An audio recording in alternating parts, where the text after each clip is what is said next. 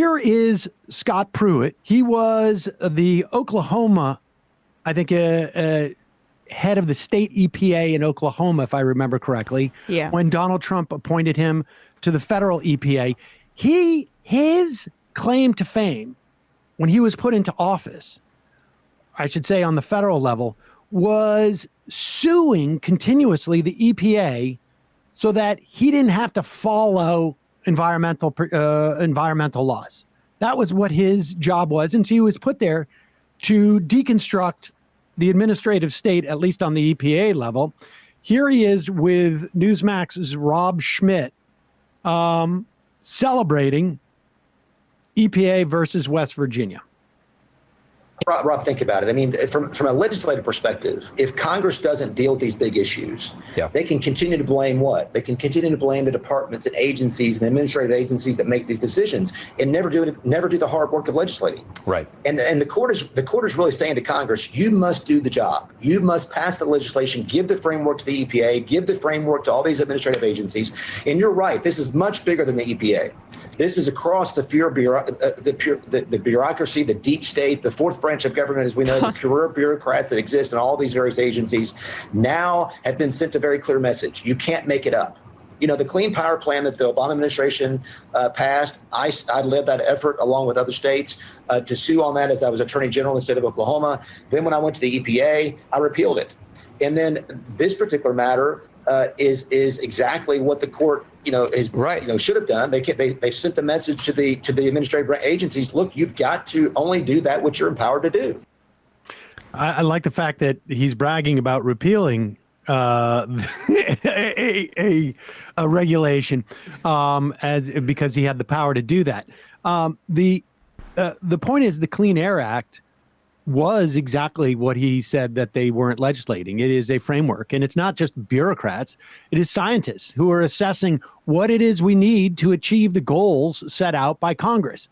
And I agree in many respects that Congress needs to own these things if they pass them, so that the population and citizens can say, oh, we like that or we don't like that. I mean, that's one of the good reasons.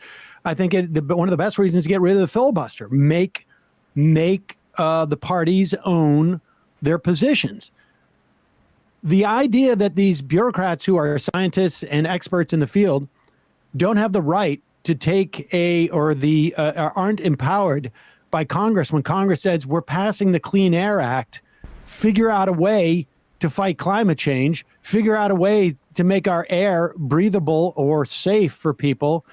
And they come up with a formula in which to do it, and they're not empowered to do so. I mean, Pruitt laid it all out there. They're going to do this with every agency. So it's not going to be, I want my candy safe for my kids.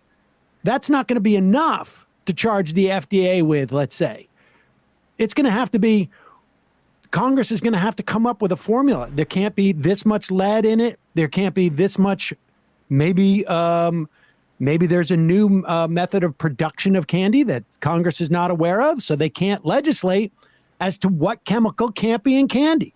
I mean, we're going to see this across the board. And the information that's going to influence Congress to that degree is going to be heavily tilted towards the industries that might want to put lead in the candy, that might want to pollute, because these members of Congress are not experts. They are not scientists. That's why delegating to these agencies is so beneficial, because it's a little bit more insulated from lobbying power and corruption.